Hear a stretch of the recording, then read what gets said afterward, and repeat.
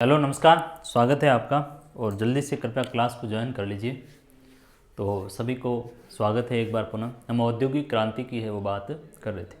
हमने देखा था कि साहब औद्योगिक क्रांति का यदि सामान्य तात्पर्य देखा जाए तो जो परंपरागत तरीके से वस्तुओं का जो निर्माण हो रहा था, अब उन्हीं वस्तुओं का कहाँ पर निर्माण हो रहा है? फैक्ट्री कारखानों में निर्माण हो रहा है और अब बड़े पैमाने पर निर्माण हो रहा है। उसको हमने एक औद्योगिक क्रांति की संज्ञा है वो दी थी। और हमने ये देखा था इस औद्योगिक क्रांति के चरण में कि साहब इस औद्योगिक क्रांति के जो होने के कारण है वो क्या क्या रहे, तो उन कारणों को है वो हमने देखा। फिर हमने देखा कि ये क्रांति जो हुई है वो कहाँ पर है वो बात हो रही, तो ब्रिटेन में है वो मुख्य केंद्र ब्रिटेन रहा। बाकी भी जगह पर होती, यूरोप में अन्य देशों में हुई, फ्रांस पेरिस वगैरह वहाँ पर भी इंडस्ट्रियाँ स्थापित हुई, यूएसए में भी हुई, लेकिन बड़ा केंद्र है वो ब्रिटेन रहा। यहीं से है वो अन्य जगह जाने का काम हुआ। तो ये चीज़ भी हमारी औद्योगिक क्रांति में हुई। फिर हम आविष्कारों की है वो बात कर रहे थे कि कहाँ कहाँ पर क्या क्या कार्य हुआ, तो उसको हमने देखा। और हमने कहा कि साहब पहले भट्टी की बात की, अब्राहम हुए, उन्होंने अब्राहम डर्बी फर्स्ट जिन्होंने धमन भट्टी का आविष्कार किया। द्वितीय हुआ, उन्होंने डलवा से पेटवा की ओर है वो जाने की बात की। फिर अब्राहम टर्ते आए, हेनरी कोर्ट आए, विल्किंसन आया, ये अलग अलग लोग निकल करके हमारे पास आए। और उन आविष्कारों में यदि देखा जाए तो हमने बात की थी कि इन आविष्कारों में लोहे वाले लोग आए, इसमें है वो हमने आविष्कार आपके कि कपास जो वस्त्र उद्योग है, कपास के लिए यानी धागा जो बुनना है उसके लिए आविष्कार की है वो हम बात कर चुके थे। और अब हम जो आज की क्लास में बात करेंगे वो नहरों के बारे में बात करेंगे, सड़कों के बारे में है वो बात करेंगे, किस तरह से है वो नहरें, सड़कों का जाल बिछने का काम है वो अब जाकर आरंभ होता है। तो नहरें और रेलवे इन्होंने है वो बड़ी भूमिका निभाने का काम किया औद्योगिक क्रांति में। कैसे वो देखिए, नहरें और रेलवे का जाल बिछा। अब नहरें बिछी तो नहरें भी क्या है? एक परिवहन का साधन है। क्यों? क्योंकि नहर के जरिए जहाज़ों में माल भरकर बंदरगाह तक लाया जाता। बंदरगाह कहाँ था? समुद्र के छिछले तट के ऊपर बंदरगाह स्थित थे, बंदरगाहों के लोकेशन थे। तो अंदर नदी के रास्ते यदि हम मान लिए जो एक नदी थी, या फिर कोई कुछ ऐसे क्षेत्र थे जो नदी मार्ग से नहीं जुड़े हुए, तो उनको हमने नहरों के जरिए कनेक्टिविटी थी। अब इन नहर के जरिए ये नहर आकर नदी में मिल जाती, तो यहाँ से है वो जहाज आ जाता नदी के रास्ते, और ये नदी है वो आगे जाती हैं और समुद्र की खाड़ी में है वो कोई गिरने का काम कर रही हैं, तो यहाँ पर एक बड़ा बंदरगाह। तो ये जो एक परिवहन का काम हुआ वो एक बड़ा आसान है वो हो गया, लागत भी कम थी एक बार। दूसरी, हर जगह है वो नहर बनाई भी नहीं जा सकती, कुछ पहाड़ी भी क्षेत्र थे, कुछ है वो अंदरूनी रूप से सुरंग से भी निकालनी पड़ी, तो वहाँ तो नहर निकल नहीं सकती। तो रेलवे का आविष्कार हुआ और रेलवे ने है और भी बड़े पैमाने के ऊपर परिवर्तन किया। परिवहन लागत भी है वो भी कम होती थी, ज़्यादा माल भी ले जाया जाता था कम समय में भी, और कैसा भी स्थान हो वहाँ से रेलवे की कनेक्टिविटी है वो दे दी गई। तो इन्होंने है वो बड़ा परिवर्तन का कार्य रेलवे के द्वारा किया गया। तो इंग्लैंड में पहली नहर जिसका नाम वर्सली कैनाल 1761 में, तो इंग्लैंड में पहली नहर कौन सी भाई? नाम ध्यान रखना, ये वर्सली कैनाल नहर को कहा जाता है। वर्सली कैनाल 1761 में जेम्स ब्रिनली के द्वारा बनाई गई थी, और जिसका प्रयोजन केवल यही था कि उसके जरिए वर्सले के कोयला भंडारों से शहर तक कोयला है वो ले जाया जाए। और इस नहर के बन जाने के बाद कोयले की कीमत घटकर है वो आधी हो गई। तो नहरें और रेलवे की हम यदि बात करें तो इंग्लैंड में जो पहली नहर हमने कहा कि जो वर्सली कैनाल बनने का काम हुआ, और ये जेम्स ब्रिनले के द्वारा है वो काम किया गया। जेम्स ब्रिनले ने है वो नहर बनाने का काम किया, और इसका केवल यही काम था कि साहब कोयले को ले जाना है कहाँ से? वर्सले जो मैनचेस्टर के पास है, वहाँ से कोयला भंडारों से कोयला है वो ले जाने के लिए इस नहर का काम बनाई गई, ताकि कोयले के परिवहन में आसानी रहे, जहाज़ों में भरकर कोयले को ले जाया जाए। तो इससे क्या होगा? इससे कोयले की कीमत है वो कम हो जाएगी, लागत जो ले जाने में किराया लगता था वो कम हो जाएगा। क्यों? क्योंकि ये जो इंजन है इसमें भारी है वो कोयले की ज़्यादा मात्रा भी आती थी। भाई एक ट्रक में आप कोयला ले जाओगे और एक है वो इस जहाज़ में भर के ले जाओगे, तो कई ट्रक उस जहाज़ में माल भी आएगा और साथ ही साथ लागत भी है वो कम आएगी। तो उस कारण से है वो वर्सले नहर जेम्स ब्रिडले ने 1761 में बनाई, जो वर्सले मैनचेस्टर के पास है। वहाँ से कोयला भंडारों से कोयला ले जाने हेतु इसका प्रयोग किया गया। 1761 से लेकर के 1790 के बीच नहरें बनाने की 25 नई योजनाएं हैं वो प्रस्तुत की गई, और अब इंग्लैंड में है वो बड़े पैमाने के ऊपर नहर निर्माण का काम आरंभ हुआ। 1761 से लेकर 1790 के बीच 25 के आसपास है वह नहरों की परियोजनाएं शुरू की गई। 1788 से लेकर 1796 ये समय बहुत महत्वपूर्ण आया आपका। 1788 से लेकर के 1799 का समय है, ये 1788 से लेकर 1796 का जो समय है, ये आपका तकरीबन 2 साल ये हो गए और ये हो गए 8 वर्ष। इस समय को नेहरू उन्माद का काल कहा जाता है। नेहरू उन्माद, नहर इसको ऐसे लिखो, नहर धन उन्माद, नहर धन उन्माद। तो नेहरू उन्माद है वो इसको कहा जाता है, यानी ज़्यादा नहरें बनी, एक ही बात। नेहरू उन्माद, उन्माद कहते हैं इसको, उन्माद है, जोश है, उमंग है।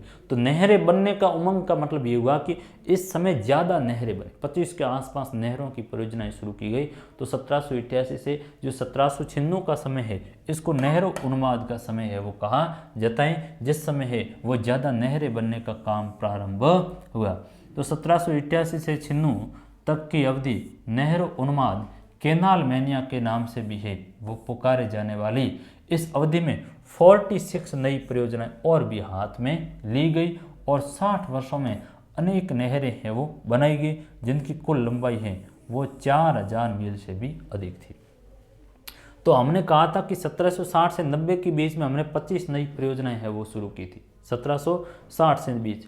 अब जो 1788 से 96 की समय, इस समय अवधि में और 46 के आसपास है वो परियोजनाएं हाथ में है वो ली गई कि ज़्यादा से ज़्यादा नहरें बनाओ ताकि कनेक्टिविटी है वो हो जाए। साथ ही साथ नीचे जो नहरों में पानी के जरिए है वो सिंचाई का भी है वह विकास हो, तो एग्रीकल्चर का भी प्रोडक्शन है वो बढ़ेगा, और ये भी एक बढ़ेगा, ज़्यादा है वो कपास भी होगा, तो वस्त्र निर्माण में भी आमूलचूल परिवर्तन होगा। तो 1760 से 90 के बीच में, और हमने कहा तकरीबन है वो 25 परियोजनाएं ली गई, और 88 से 96 के दौर में नेहरू उन्माद काल कहा जाता है। इस समय ज़्यादा नहरें बनी, 46 के आसपास प्रोजेक्ट हाथ में लिए, और अगले 60 वर्षों में अनेक नहरें बना करके तकरीबन 4000 मील लंबाई तक है वो नहरों का जाल बिछाने का काम है वो ब्रिटेन में हुआ। तो पहली बार वर्सले कैनाल 1761 जेम्स ब्रिडले ने है वो किया, ताकि क्या है कि वर्सले से कोयला है वो ले जाया जाए, और फिर है वह ये अलग अलग परियोजनाएं ली गई। 88 से 96 का समय है वो नेहरू उन्माद का काम कहा जाता है। फिर पहला भाप से चलने वाले रेल इंजन स्टीफेंसन का रॉकेट है 1814 में बना, और अब रेलगाड़ियों में परिवहन का एक ऐसा नया साधन बनाई जो वर्ष भर उपलब्ध रहती थी, सस्ती और तेजी भी, और माल और यात्री दोनों को ढो सकती थी। इस साधन में एक साथ 2 आविष्कार है वो सम्मिलित थे कि लोहे की पटरी, जिसने 1760 के दशक में लकड़ी की पटरी का स्थान ले लिया, और भाप के इंजन द्वारा इस लोहे की पटरी पर रेल के डिब्बों की है वो खींची हुई। अब क्या हुआ, स्टीफेंसन ने है वो रेलवे के इंजन का आविष्कार किया। रेलवे का जो इंजन होता है जो पूरे डिब्बे को है वो खींचने का काम करता, उसका आविष्कार किसने किया भाई, तो स्टीफन ने किया, जेम्स स्टीफन ने, और जिसका नाम क्या है, स्टीफन्स का रॉकेट 1814 में बना, जिससे रेलगाड़ियां हैं अब वर्ष भर उपलब्ध होती रहती, और लागत भी है वो सस्ती आई, भाड़ा भी है वो कम लगता था। इस साधन में एक साथ 2 आविष्कार भी थे, एक तो लोहे की पटड़ी, जिसने 1760 में लकड़ी की पटरी का स्थान लिया, क्योंकि पहले जो रेलगाड़ियां चलती थी वो अपेक्षाकृत कम माल ले जाती थी, और उनकी पटड़ियां होती वो भी एक तरीके से लकड़ी की होती थी। अब इसमें बड़ा परिवर्तन है वो हुआ और लोहे की जगह है, लकड़ी की जगह सॉरी लोहे की है वो पटड़ियाँ बिछाई जाने लगी, जिससे क्या हुआ कि पटड़ियाँ है वो मजबूत होती थी और भारी ज़्यादा मात्रा में माल भी है वो ले जाया जाता। तो ये इस समय के बड़े आविष्कार है वो सामने निकल कर हमारे सामने आए। जैसे रेल की है, लोहे की पटरी पर रेल डिब्बों की खिंचाई आसानी से हो सकती थी, लागत भी है वो कम आती थी और घिसाई भी है वो कम पटड़ियों को थी। लकड़ी की जो पटड़ियाँ होती वो कुछ समय बाद में घिस कर है वो समाप्त हो जाती, लेकिन ये अब नहीं घिसती थी। रेलवे के आविष्कार के साथ औद्योगिकरण की संपूर्ण प्रक्रिया ने दूसरे चरण में है वो प्रवेश कर लिया और 1801 में रिचर्ड ट्रेविथिक ने एक इंजन का है वो निर्माण किया, जिसको है वो पफिंग डेविल यानी फुफकारने वाला दानव है वो कहते हैं। और ये इंजन ट्रकों को कॉर्नवाल में उस खान के चारों ओर खींच कर ले जाता था जहां रिचर्ड काम है वो करता था। और 1814 में एक रेलवे इंजीनियर जॉर्ज स्टीफेंसन ने एक रेल इंजन बनाया जिसका नाम दिया इन्होंने बल्चर है वो का। तो ये भी एक बड़ा आविष्कार है वो इस समय होता है। क्या है कि दूसरे औद्योगिकरण के चरण में यदि देखा जाए तो रिचर्ड ट्रेविथिक ने एक इंजन का निर्माण किया जिसका नाम है पंपिंग डेविल। क्या है? Pumping devil. पंपिंग डेविल ये क्या करता था? एक तरह से फुफकारने वाला दानव का मतलब ये हुआ कि ये ज़्यादा है वो भाप को बाहर बिखेरने का काम करता है। जैसे हम देखते हैं पुरानी रेल को आप देखना जो डीजल से चलती है, उस रेल को आप देखोगे तो जो ही रवाना होती है तो धुआंधार है वो पूरे कर लेती। बस यहाँ पर भी यही था कि इसने रिचर्ड ट्रेविथिक ने इंजन का निर्माण किया जिसको पंपिंग डेविल यानी फुफकारने वाला दानव यानी ज़्यादा है वो धुआं फेंकने का काम ये करता था। और ये इंजन ट्रकों को है वो कॉर्नवाल में खान के चारों तरफ ले जाने का काम करता, क्योंकि जो ट्रक होते थे जिसमें भारी है वो भरकम माल होता था उनकी खींचाई में भी ये इंजन काम आया। तो ये किसने किया भाई? तो ये रिचर्ड ट्रेविथिक ने है वो किया फुफकारने वाले दानव का, तो यानी इसका नाम है पंपिंग डेविल। फिर एक और इंजीनियर जॉर्ज स्टीफेंसन है, उसने भी है वो 1781-48 एक रेलवे का इंजन बनाया जिसका नाम था बल्चर। तो बल्चर किसने बनाया भाई? जॉर्ज स्टीफेंसन से। आपसे सवाल पूछा जाएगा बल्चर क्या है, तो क्या है? रेलवे का इंजन है। और किसने बनाया? जॉर्ज स्टीफेंसन ने वो बनाने का काम किया। आगे बढ़ते हैं। 1830 से 1850 के बीच में ब्रिटेन में रेल तथा कुल मिलाकर 2 चरणों में लगभग 6000 मील लंबा है वो मार्ग हो गया। और 1833 से लेकर 1837 छोटे रेल उन्माद के दौरान 1400 मील लंबी रेल लाइन बनी। और 1844 से 47 में बड़े रेल उन्माद के दौर में 5000 के आसपास रेल लाइनें बिछी। यानी रेल की जो लाइनें बिछाने का काम है वो भी 2 चरण में यहाँ आरंभ हुआ। 1830 से 50 के दशक में तकरीबन 6000 मील लंबी हमने रेलवे की है वो पटरी बिछाने का काम किया। और सेकंड चरण जो ये आपका 33 से लेकर 37 ये छोटा दौर माना जाता है, इसको छोटा उन्माद कहा गया। और फिर है 44 से 47 को बड़ा यानी बड़े पैमाने के ऊपर। और इस समय 95 यानी 9500 के आसपास लंबी है वो रही। तो ये याद रहे तो ठीक है, नहीं तो इतना बड़ा है वो कोई लोड लेने वाली बात नहीं। फिर अब जो ये औद्योगिक क्रांति हुई इससे समाज में परिवर्तन क्या हुआ, जीवन है वो व्यक्ति का कैसे परिवर्तन हुआ, सामाजिक रूप से, धार्मिक रूप से, आर्थिक रूप से कैसे जनजीवन प्रभावित हुआ, लोगों की दिनचर्या है वो किस तरह से बदल गई। यदि देखा जाए इस औद्योगिक क्रांति के फलत तो हम देखते हैं कि बड़े पैमाने के ऊपर इसमें है वो परिवर्तन होता है। और बड़े पैमाने के ऊपर परिवर्तन हुआ तो अब है वो लंबे समय तक जो काम करने के दौरान कारखानों में है वो मजदूरों के जो काम के घंटे थे वो ज़्यादा थे, तो जिसके कारण उनकी दैनिक दिनचर्या है वो पूरी घबरा गई, पूरी है वो गड़बड़ हो गई एक बार। दूसरा जो नगर थे उन नगरों में मजदूरों की आबादी है वो बड़ी बढ़ गई थी, रोजगार के लिए आते और मजदूरों का जीवन स्तर है वो बड़ा गिर गया था। कारखाने धुआं निकलता था और गंदी बस्तियां है वो बन गई थी। मजदूर है वो ज़्यादातर बीमारियों में है वो फंस गए थे। उसने है वो एक तरह से पूरे जीवन को डिस्टर्ब है वो कर दिया था। महिलाओं की स्थिति आएगी, महिलाएं भी है वो दिन भर फैक्ट्री में काम करती प्लस घरेलू काम भी करना पड़ता, उसका बोझ है वो पड़ा।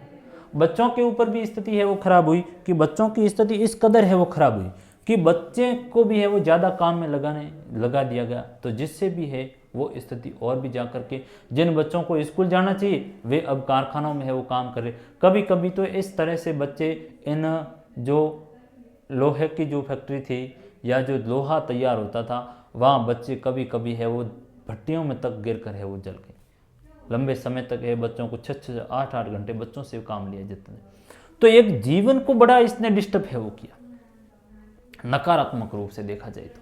हालांकि ऐसा नहीं, उसके बाकी पॉजिटिव रूप में देखा जाए तो भी बड़े परिवर्तन है वो इसके द्वारा किए गए। जनजीवन प्रभावित भी हुआ, लोगों के पास में पैसा भी आया, उनका जीवन भी है वो अच्छा बना, बड़ी कॉलोनियाँ भी है वो इस समय बनने का काम हुआ, सड़क का है वो भी विकास हुआ, रेलवे, डाक, तार वगैरह वगैरह, नहरें, कनेक्टिविटी, तो ये सारी चीज़ हुई। लेकिन उसमें कुछ नेगेटिविटी भी है वो भरी रही। ठीक बात है, आगे बढ़ो कि शहर है वो अब विकृत होने लगे और कारखानों में काम करने की परिस्थितियां भी एकदम बिगड़ गई थी।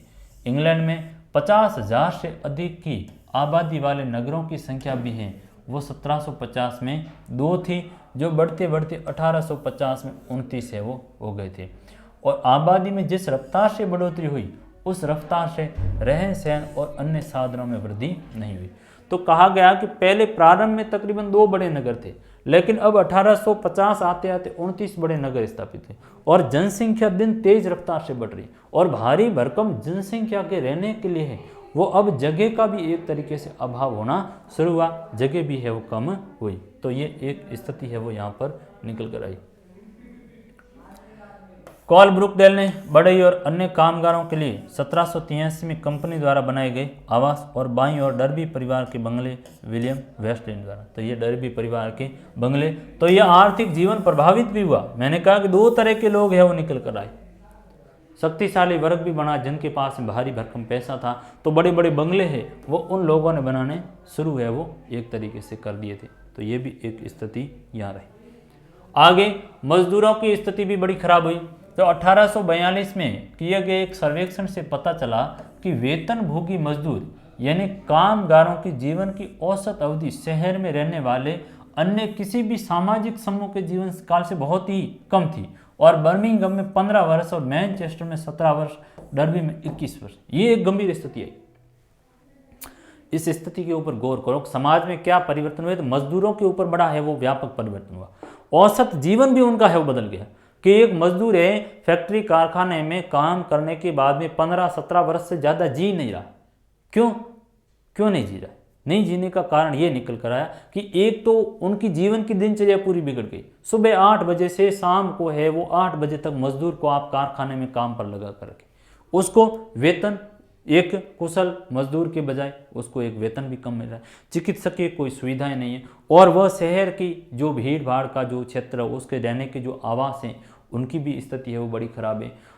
और दिन भर जो फैक्ट्री में काम कर रहा है, जो फैक्ट्री में धुआं निकल रहा है, जो एक तरीके से पूर्ण शुद्ध हवा भी उनको नहीं मिल रही, तो उनके कारण मजदूर भी कम जीवन, उसकी जीवन काल भी कम हो गया और 15-17 वर्ष की उम्र में है वो मजदूर टपक गए।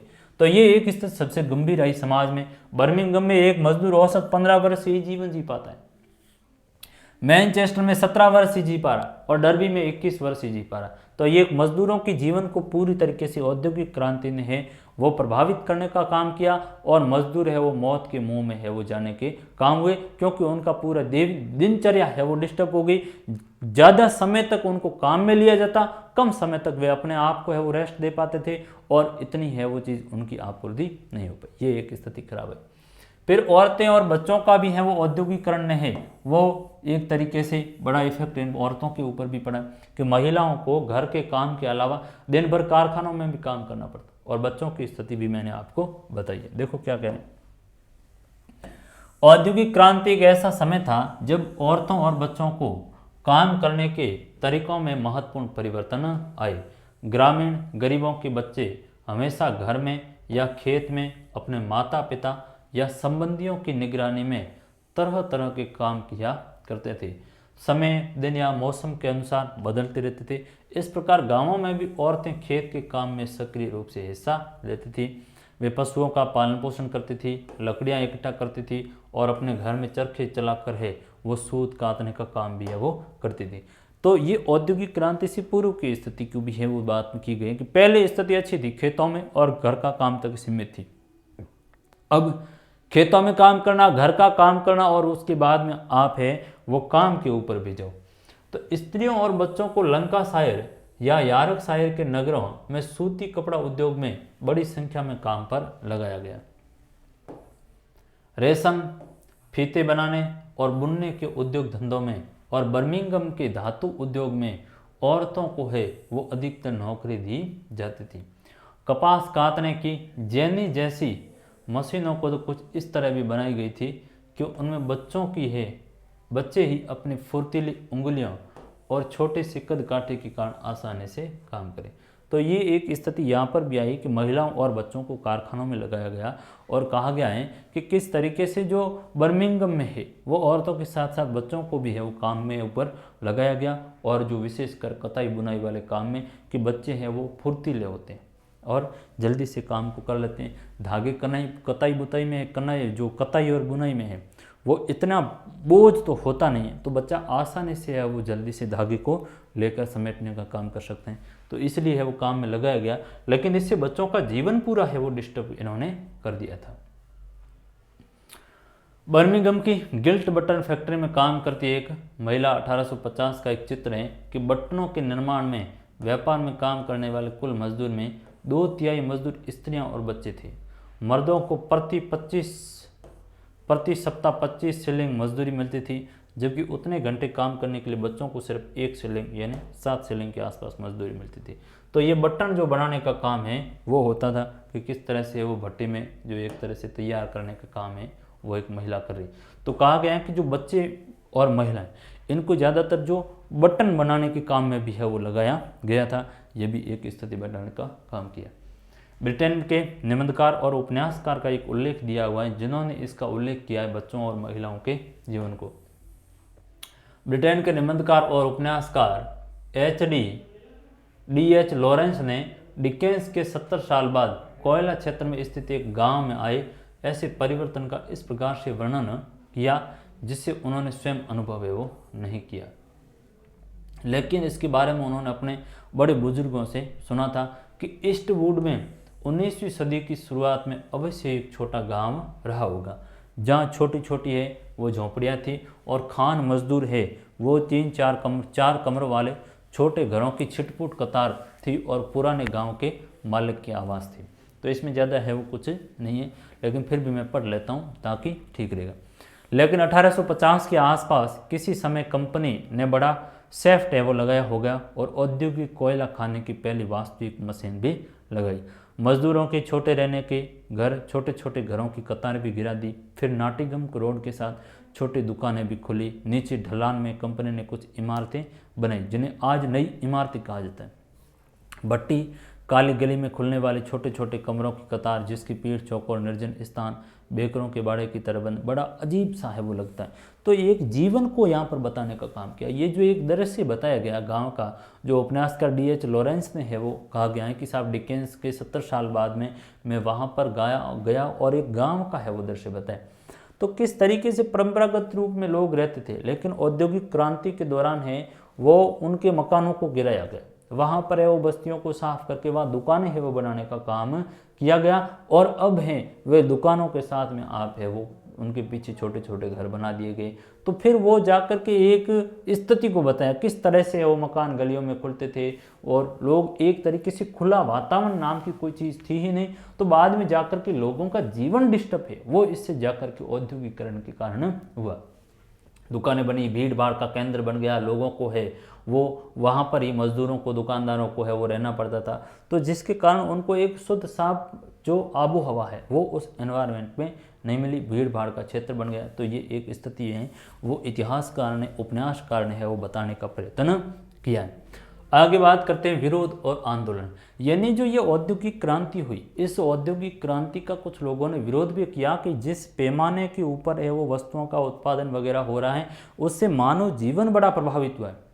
भाई बड़ी बड़ी मशीनें लाकर कारखाने हमने बना दिए तो मजदूर का हक छीन गया। अब पहले जो कताई बुनाई में एक काम, भाई पहले परंपरागत क्या होता, लोग घर से कताई बुनाई करते, धागा बनाकर वस्त्र बना कर देते थे और फैक्ट्री में चले गए।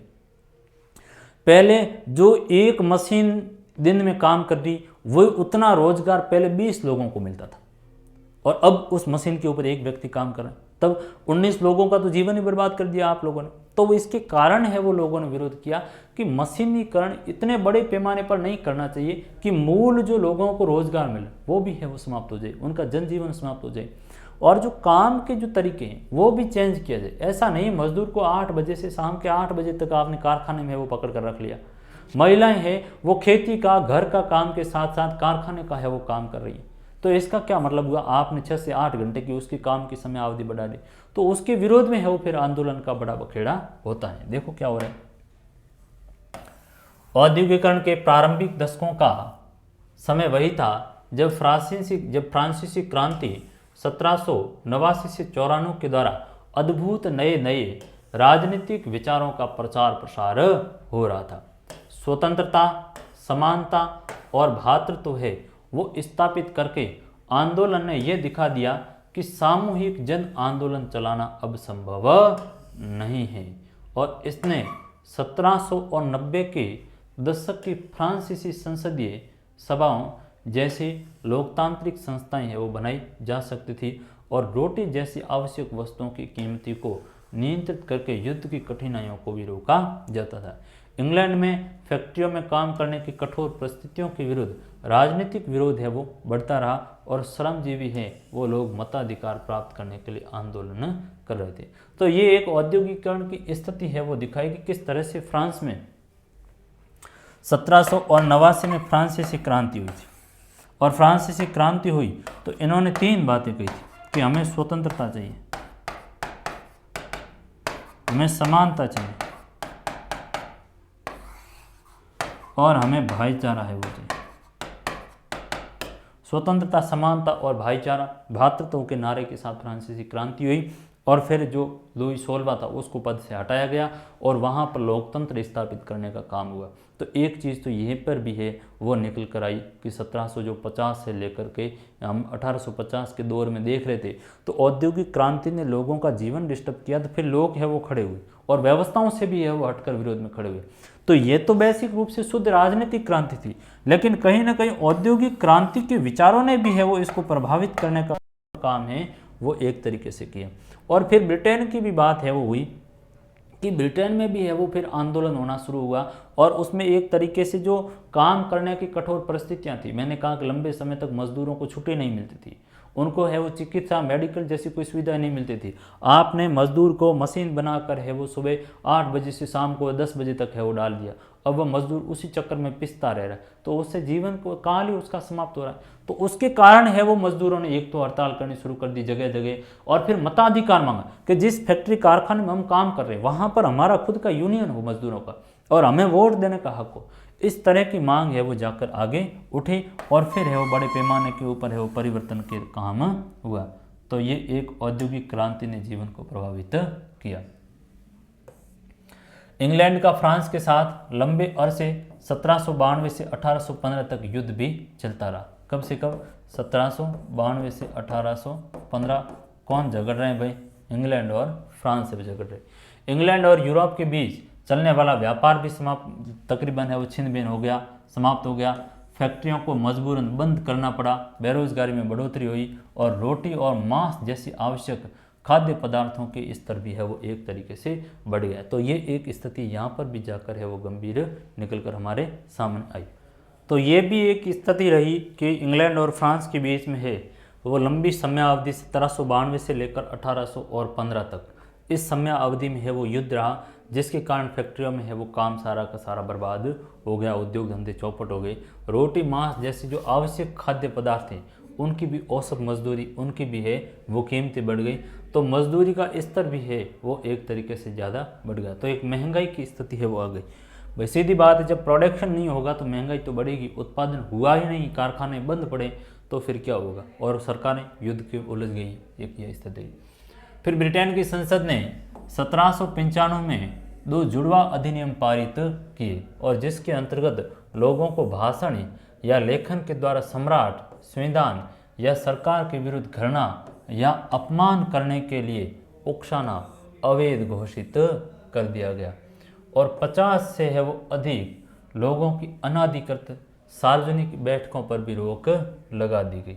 लेकिन पुराने भ्रष्टाचार के विरुद्ध आंदोलन है वो बराबर चलता रहा और पुराना भ्रष्टाचार शब्द का प्रयोग राजतंत्र और संसद के संबंध से लिया गया है। संसद के सदस्य जिनमें भूस्वामी हैं, उत्पादक हैं, पेशेवर लोग थे, कामगारों को वोट देने के दिए जाने के अधिकार के खिलाफ थे। तो एक चीज़ यह भी आई कि 1795 में संसद ने एक जुड़वा अधिनियम पारित किया और उसमें कहा कि सम्राट के विरुद्ध में है, संसद के विरुद्ध में है, सरकार के विरुद्ध में कोई बोलता है तो उसको भाषण लिखने करने का अधिकार नहीं है, आप विरोध में कुछ भी नहीं दो। तो इससे भी लोगों में एक है वो व्यवस्था के प्रति असंतोष, नाराजगी की भावना जागृत हुई कि एक तो आप काम नहीं कर रहे और दूसरी बात आपकी निंदा भी करना, उकसाना भी आपने है वो अलग एक उकसाने की भाषा में ले दिया कि कोई निंदा कर रहा है तो आप उकसावे की परिभाषा में ले रहे हो। ऐसा क्यों? तो जिसके कारण भी जनमत में है वो रोष एक पनपा, जनमत ने इस बात को है वो स्वीकार नहीं किया। और फिर आगे जाकर के हमने कहा कि एक जो पुराना भ्रष्टाचार है, पुराना भ्रष्टाचार यानी संसद में जो उच्च सदन में जो संसद में जो लोग बैठे थे, भूस्वामी है, बड़े बड़े जो राजनेता है, उन्होंने निम्न वर्ग के लोगों को, कामगार जो मजदूर है, उनको वोट देने का हक भी है वो नहीं दिया। तो पुराना भ्रष्टाचार तो जैसे का तैसे था। सरकार दूसरों को कह रही कि सरकार के विरुद्ध में मत लिखो, जबकि सरकारी सिस्टम पूरा करप्ट था। इसलिए वो लोगों में एक असंतोष रहा, नाराजगी रही, लोग सामने खड़ी हुई कि ये कौन सा रूल्स हुआ कि आप है वो सरकार के विरुद्ध कुछ भी मत लिखो, सरकार के विरुद्ध है वो कुछ भी नहीं लिखो, लेकिन सरकार खुद यदि भ्रष्ट है तो उसका है वो कोई इंतजाम नहीं किया, कोई उसके ऊपर है वो ऐसी व्यवस्था नहीं है कि उसको है वो पूछ सके। तो ये एक स्थिति रही, यानी जनता में एक असंतोष, नाराजगी की स्थिति थी। तो जनमत ने इस चीज को है वो स्वीकार नहीं किया। एक करिश्माई व्यक्तित्व वाले जनरल नेड लूड के नेतृत्व में लूडिज्म 1811 से लेकर के 1817 तक है वो आंदोलन चलता है। क्या नाम है इसका? लूडिज्म आंदोलन। लूडिज्म आंदोलन चलता गया और ये एक अन्य किस्म के विरोध प्रदर्शन का उदाहरण था। लूडिज्म के अनुयायी मशीनों की तोड़फोड़ में ही विश्वास है वो नहीं करते थे, बल्कि न्यूनतम मजदूरी, नारी एवं बाल श्रम पर नियंत्रण है वो रखना, मशीनों के आविष्कार से बेरोजगार हुए लोगों को काम पर देना और कानूनी तौर पर अपनी मांगों के लिए मजदूर ट्रेड यूनियन बनाने के अधिकार की बात की।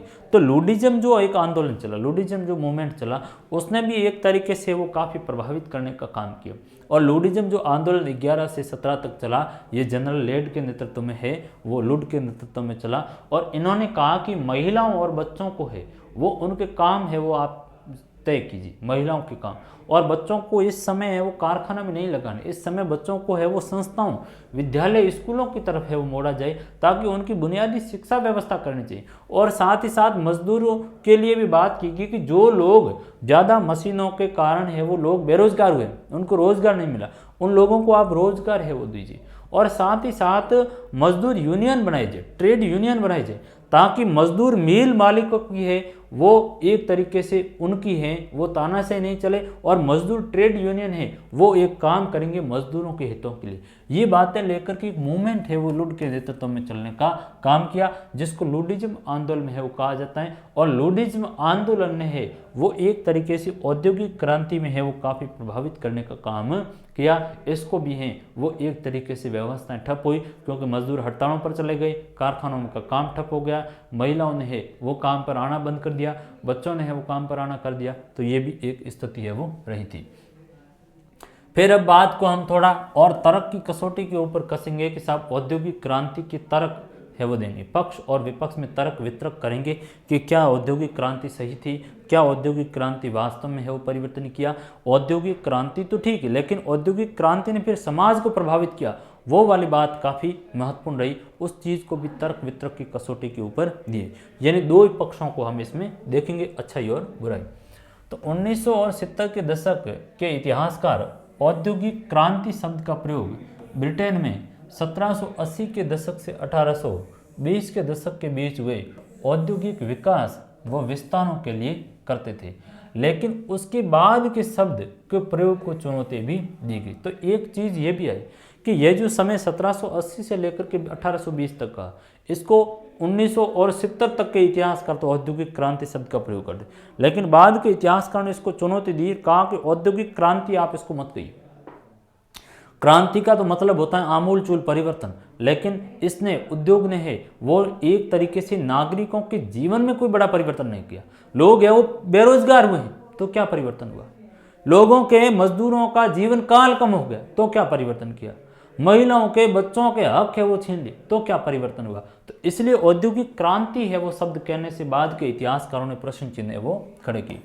दरअसल औद्योगिकरण की क्रिया इतनी धीमी गति से होती रही कि इसे क्रांति कहना ठीक नहीं होगा, और इसके द्वारा पहले से मौजूद प्रक्रियाओं को आगे नए स्तरों तक है वो लाया गया, और इस प्रकार फैक्ट्रियों में श्रमिकों का भी है वो जमावड़ा पहले की अपेक्षा अधिक हो गया, धन का प्रयोग भी पहले से अधिक व्यापक होता रहा। तो यहाँ पर कहा कि इसको औद्योगिक क्रांति कहना उचित नहीं, क्योंकि क्रांति तो कम समय में आमूलचूल परिवर्तन करती, जबकि ये तो 100 वर्ष तक के समय तक है वो चलती रही, तो फिर आप इसको औद्योगिक क्रांति है वो कैसे कहोगे। तो एक ये भी है वो बात रही। और फैक्ट्रियों में है श्रमिकों का जमावड़ा पहले की अपेक्षा अधिक हुआ तो धन का प्रयोग भी ज़्यादा है वो खर्च करना पड़ा, तो इसको क्रांति की हम संज्ञा नहीं देंगे।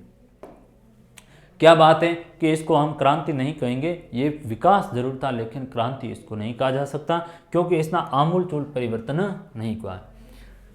19वीं शताब्दी शुरू होने के काफ़ी समय बाद भी इंग्लैंड के बड़े बड़े क्षेत्रों में कोई फैक्ट्रियां या खाने हैं वो नहीं थी, इसलिए औद्योगिक क्रांति शब्द का अनुपयुक्त है वो समझा गया। और इंग्लैंड में परिवर्तन क्षेत्रीय तरीके से हुए, प्रमुख रूप से लंदन है, मैनचेस्टर है, बर्मिंघम है, या फिर है न्यूकासल नगरों के चारों और न कि संपूर्ण देश में। और फिर दूसरा कहा गया कि ये जो क्रांति शब्द ये उपयुक्त नहीं है, क्यों, क्योंकि केवल इंग्लैंड ब्रिटेन तक के कुछ ही जो क्षेत्र हैं यहाँ तक ही जाकर के उद्योग स्थापित हुए, पूरे देश में है वो ऐसा उद्योगों का जाल बिछा और लोगों को रोजगार मिला ऐसा है वो नहीं हुआ। तो कुछ क्षेत्र ही इससे विकास क्रम को हासिल किया, कुछ क्षेत्रों तक सीमित थी, इसलिए इसको नहीं कहा जा सकता। जैसे हम कहते हैं कि साहब जो भारत में 1857 की क्रांति हुई, भारत में जो क्रांति हम कहते हैं 1857 की ये जो क्रांति, इसको हम क्रांति कहते हैं। तो फिर इसमें कई विवाद भी आते हैं, बाद के लोग कहते हैं कि इसको क्रांति कहना उचित नहीं है। क्रांति उसको कहा जाता है जो क्या करती है, आमूल चूल परिवर्तन होती है। क्रांति उसको कहा जाता है जो ज़्यादा है वो व्यापक उसका विस्तार था, जबकि ये तो कुछ ही क्षेत्र तक सीमित थी, उत्तर भारत तक सीमित थी, पूरे देश में नहीं थी, बड़ा परिवर्तन भी नहीं हुआ।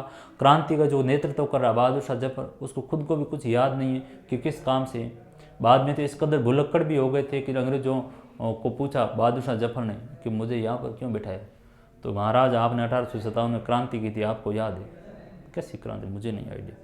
इसका मतलब ये हुआ कि हमारी जो क्रांति थी वो उसमें सुनियोजित नहीं थी, सभी जगह उसका व्यापक आधार नहीं था, पूरे देश में नहीं थी, कुछ जगह पर थी। तो यहाँ पर भी यही है, ये आर्थिक है।